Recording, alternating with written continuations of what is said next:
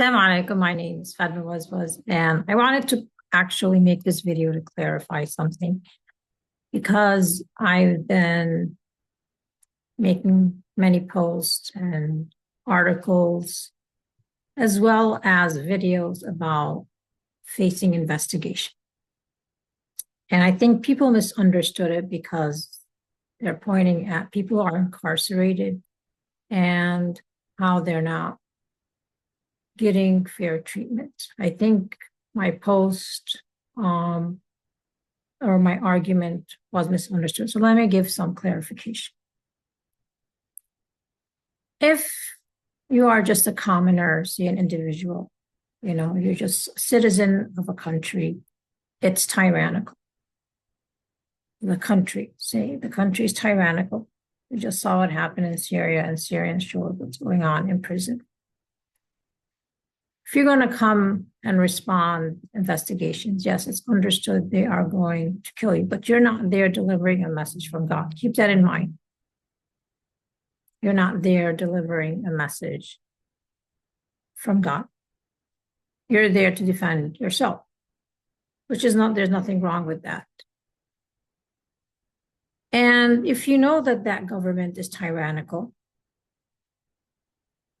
also your faith is such that you're not going to withstand the trial and tribulation of possible persecution. Prophets were killed.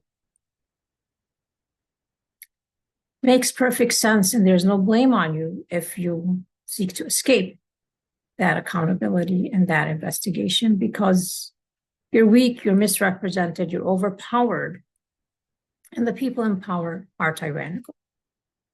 If we look to the Quran, Moses, on in peace, before, again, he became nurtured as a prophet, and increased in faith and prepared for prophethood under God's eyes. He was initially overpowered, even though he was in the house, raised in the house in the kingdom of the Pharaoh. He was still overpowered. Because one of the signs of tyranny, if you don't serve the tyrant, it doesn't matter if you're a member of their house, they will try to kill you. And we see this as clear as day, where people are members of, for example, power in society. And if they're not serving the tyrant, those who are like the ruling class, they'll find a way to make them disappear. And we hear of people disappearing or people being killed suddenly, like they're killed. And we hear of a lot of situations where they're framed or the idea is you serve me, like the magician says, under compulsion. What we did it out of compulsion, or we will kill you. So it's understood. That is understood. And Moses initially sought protection, and he left to the land of the Midian. Here he knew he was going to be prosecuted. He knew he was not going to be given fair representation, fair due process. He knows that's the indicators or the telling signs of oppressor. No due process, no investigation, no transparency. It's just my way or I'll kill you, my way or I'll torture you, my way or I'll, put you indefinitely into prison. So again, the compulsion. You look for what's the indicator you look for? Compulsion. Two, that there's no transparency. You can never call them to account. So it's not just you're going to say this tyrant, but then you check to see, and what do you check? You say, can I call you to account because I have a claim against you? So if another indicator, one is compulsion, the other indicator is you can't call them to account. Their very nature, their very being is lawlessness. This is how they operate. They make the laws and they violate it. And they make the laws and they violate it. So their being in nature is lawlessness. That's why you need to kind of bring that out to people, that It's not about Sharia law versus US law versus this law and that law. It's that we're dealing with people whose nature and being is lawlessness. It's not about any law, because the very law that they create and they write with their own hands, they will violate. The very claims that they make, for example, Hamas on October 7th did an operation where they broke through the concentration camp. They called it a massacre, and they took some hostages. And they said this is like close to a Holocaust. So even if you believe their claims and their propaganda, and you say, okay, we believe you, then they turn around and they bomb Syria, committing actions and crimes much worse than what Hamas did on October 7th. And Syria is not the territory of Israel, whereas Hamas is breaking through concentration camp, and this is their home, this is their land that Israel stole. So again, even their claims and their arguments behind their actions, they don't really believe in them. And that's something you want to look for. Again, compulsion, avoidance of accountability. And then the arguments and claim, kind of note their arguments and claim. Note what they say, October 7th, and then the very same argument and claim that they say is a Holocaust, they turn around and they again engage in, they bomb Syria.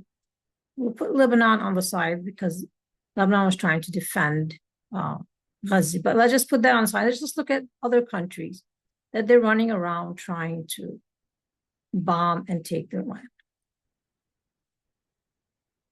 They don't really believe in their arguments for October 7th. If Syria, let's just say, ended up working with Russia, says Russia is a superpower, and said, let's go ahead and now, just kind of like Israel worked with the US and other European nations, and they engaged and committed genocide in Gaza. Let's just say that they say, okay, now you've done what you've accused Hamas of, and much worse degree. You went bomb, destroying homes in Syria, and you're taking even land. You didn't just take hostages. You're taking now land.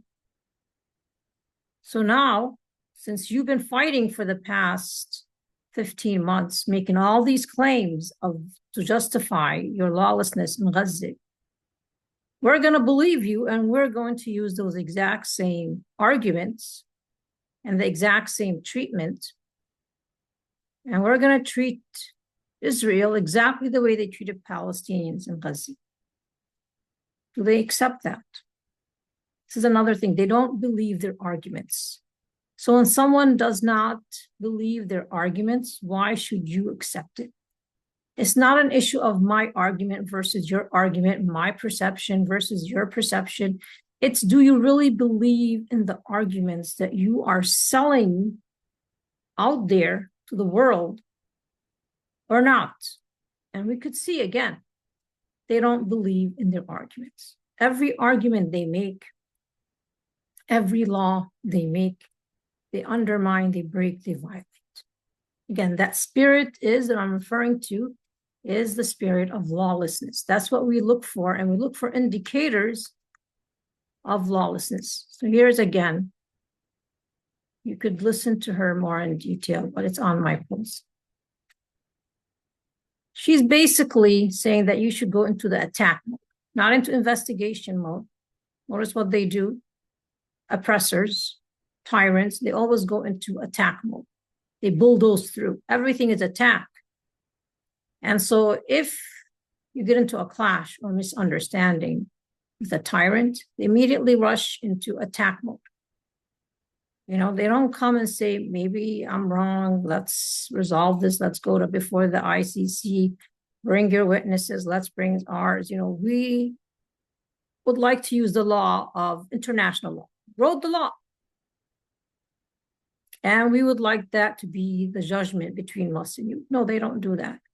They rush into violating the very laws they claim to uphold, and then hype each other to play Darvo. Darvo is just deny. So you don't investigate, you go straight into deny.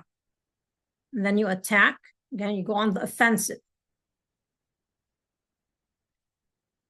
Again, this is evidence of a lawless criminal nature.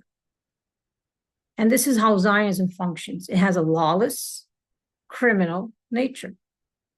I don't see like any time you engage Zionists that they say, let's turn the light on, for example.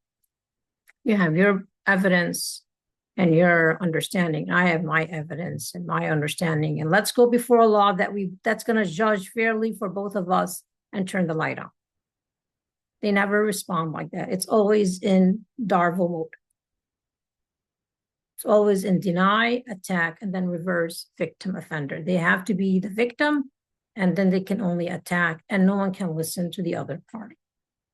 Again, this is psychological warfare that's supposed to be fueling, fanning the flames of oppression and persecution to make it appear just when it's actually criminality.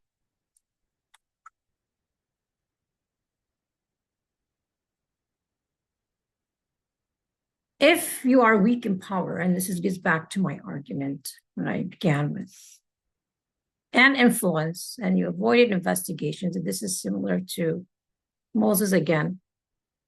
Here, he's trying to help somebody, and he ends up accidentally killing him. You know you're not going to be, he kills one of the soldiers of the Pharaoh. You know you're not going to be represented well. You know you're not going to get due process. You know you're going to possibly be killed. And furthermore, you also know that you're just not at the point where you could face this type of oppression. You know, kind of like the magicians, and this is not to say that Moses was one of the magicians, but like the magicians at one point, they served the Pharaoh out of compulsion. They were afraid. But one thing faith gives you is it gives you the courage to deal with the possibility of persecution when you're facing someone of a tyrannical nature. At that time, they didn't have that faith. They didn't have that moral courage, because that only comes with faith. This type of moral courage, we're witnessing it in Gaza, it only comes with faith.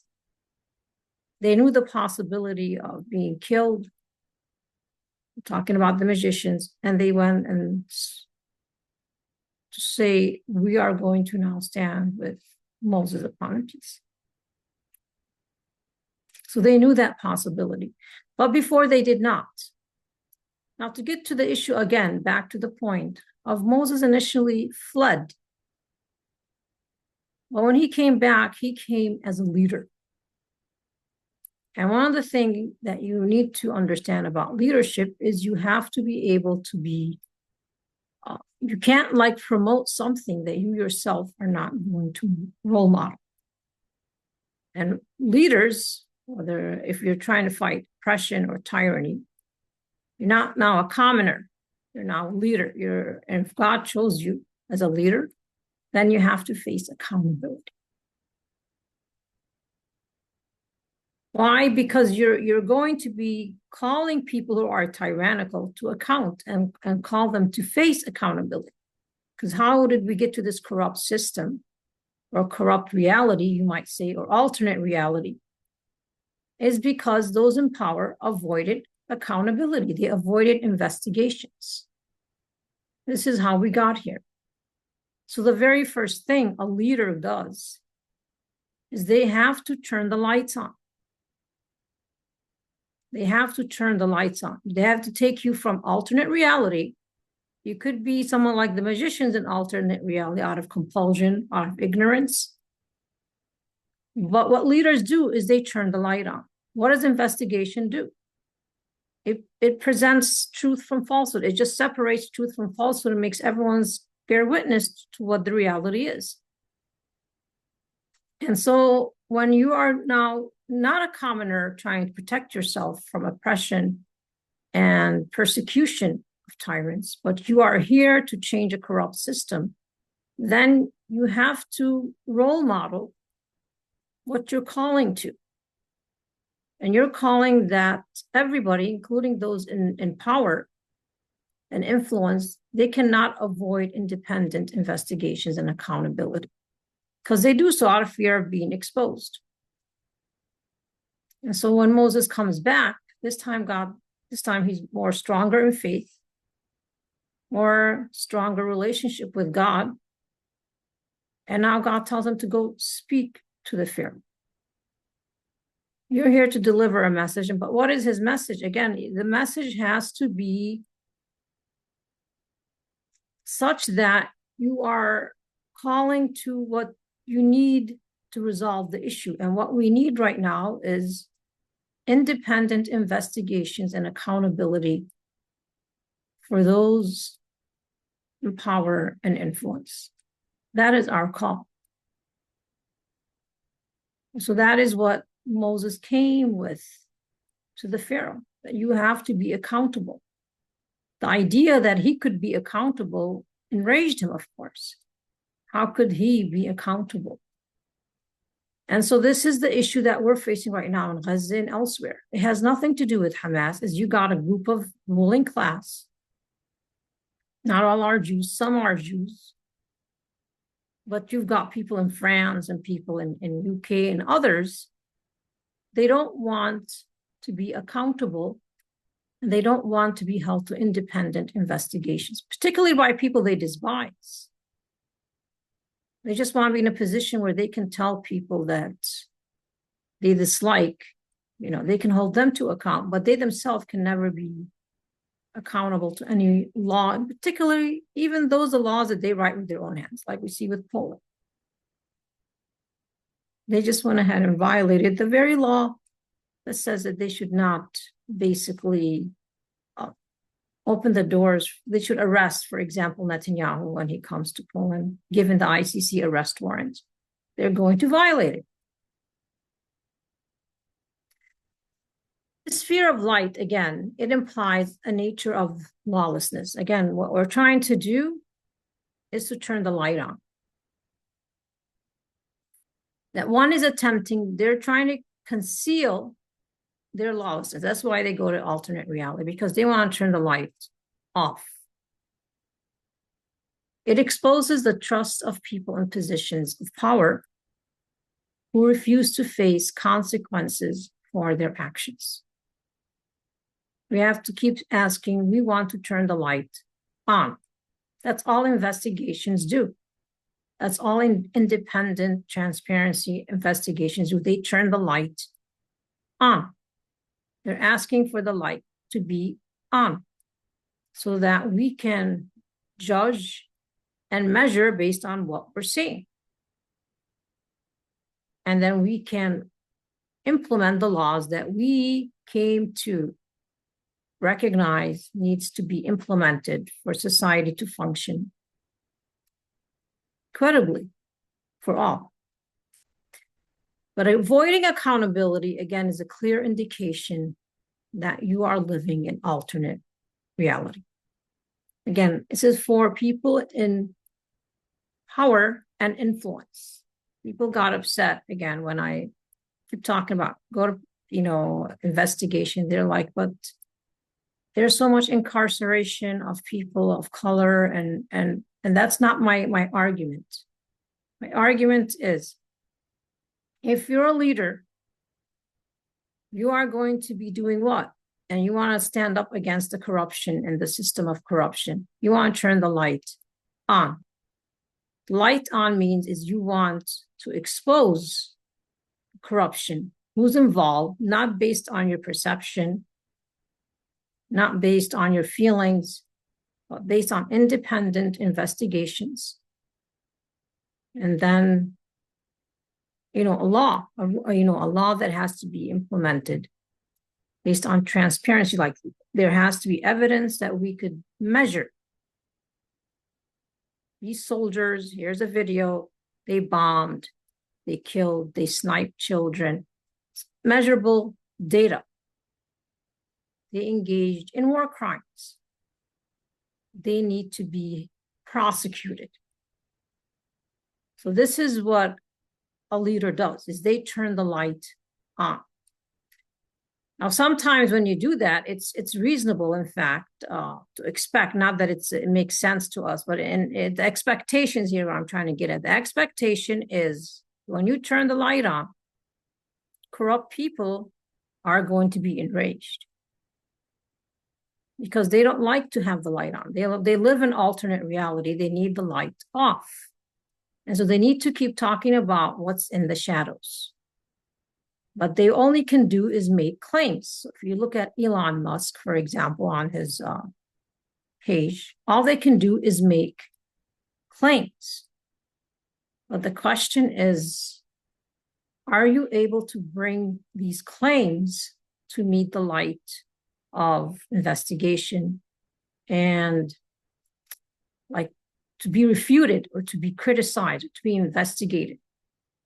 You find there's a resistance to having these claims. In fact, what we see is when they make these claims, they then try to criminalize silence. If this is a good, again, they criminalize, they silence, and they prosecute, and they even, I had one here where I think they kicked out one of the, they intimidate. It's like I see Zionists on campus. I don't go around with my phone and intimidate them. I come and raise my argument here publicly. Again, this intimidation, they use again this sort of like psychological warfare. It's all about compulsion instead of turning the light on and investigation. Here it is. So this professor, she'll no longer teach at Columbia Law School, stemming from her defense of Palestinian students.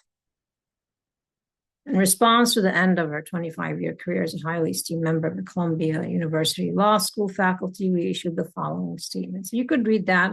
I read it by CCR. We fight against oppression. Well, you can go look at it. This is the CCR, and it talks about, look on January 10th, 5:07 p.m.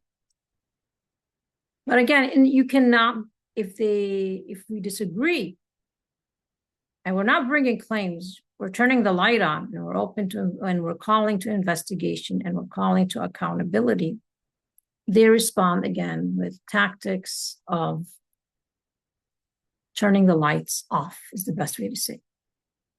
They need the lights off so that they can keep talking about the shadows that nobody could see and keep making claims that nobody can investigate. They keep fanning the fire that's burning around them that they're not able to see. And so this is the situation that I was trying to get at, and I hope it's now clear what I'm referring to. Because some individuals, whenever I speak about investigation, again, they respond with, well, look at how many people are incarcerated and they're innocent. Again, I am not in any way telling someone to pit themselves against someone much more powerful and tyrannical than they are, and they're overpowered and misrepresented. I am saying if you are in a position of leadership and you are called to that leadership, then, and you have within yourself accepted the possibility of persecution, and you weighed the risk and you calculated the risk and you said, I'm going to accept the possibility of persecution and I want to fix society. If you want to go there, then you turn the lights on. You have to be, a leader always turns the lights on, is what I'm trying to get at. Because this helps you to identify the corrupt in society, not just in deed, but in word, as I showed with that lady. Again, if they're not engaging, throwing the bombs, they're throwing the psychological bombs at you. And I raised this even before here about Prophet Abraham, upon him peace. The prophets came with proofs as clear as day to humanity. They didn't come with claims. Claims is when I say, somebody did X, Y, Z, but no one can investigate it. I just keep speaking an alternate reality, raising this claim and that claim and this claim and that claim. And, given my position, everybody says, oh, this person's popular, they're famous, they're close to the people in the ruling class, and they just go ahead and they start to amplify nonsense. You turn the light on, you're coming not with sound arguments. You're not coming with claims, you're coming with sound arguments. Then you put those sound arguments before society to investigate. And that's something tyrants don't do. Saw with October 7th, they kept saying mass rape, beheaded babies. I'm like, okay, investigate. Call to investigate. Investigate. I'd like to see a thorough, independent investigation. And as 15 months later, now we learn that they don't want this investigated. Why? Because it exposes them as engaging in a genocide based on false claims. They hyped the entire world to hate and to justify murder, genocide, killing, mass killing of people based on false claims. So when we are in the position of speaking truth to power, you're just turning the light on. Your aim is to always turn the light on because tyrants hide. This is how it's described in the Quran. Tyrants hide. Psychologically, they hide. And again, physically, they hide. They use human shields, for example, in Gaza. They hide. They avoid, again, investigation. They avoid accountability. They don't want to be exposed. There's a fear of being exposed. But their nature is lawlessness, and that's what they don't want to come out in the open. Their very nature, their very being, and how they function is lawlessness. It's not about Sharia law versus international law or U.S. law. They will violate U.S. law. They will violate international law. They will violate whatever law they wrote with their own hand. And even, again, as I mentioned, they will violate the very arguments that they made, that they used to justify the genocide in Gaza or elsewhere. They will undermine and violate those very same justifications that they've used.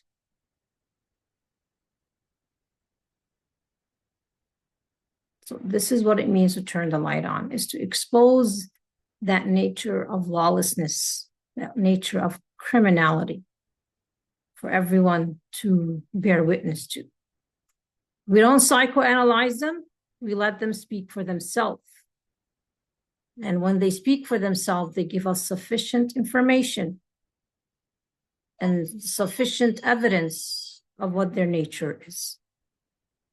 Thank you very much. Assalamu alaikum wa rahmatullah wa barakatuh.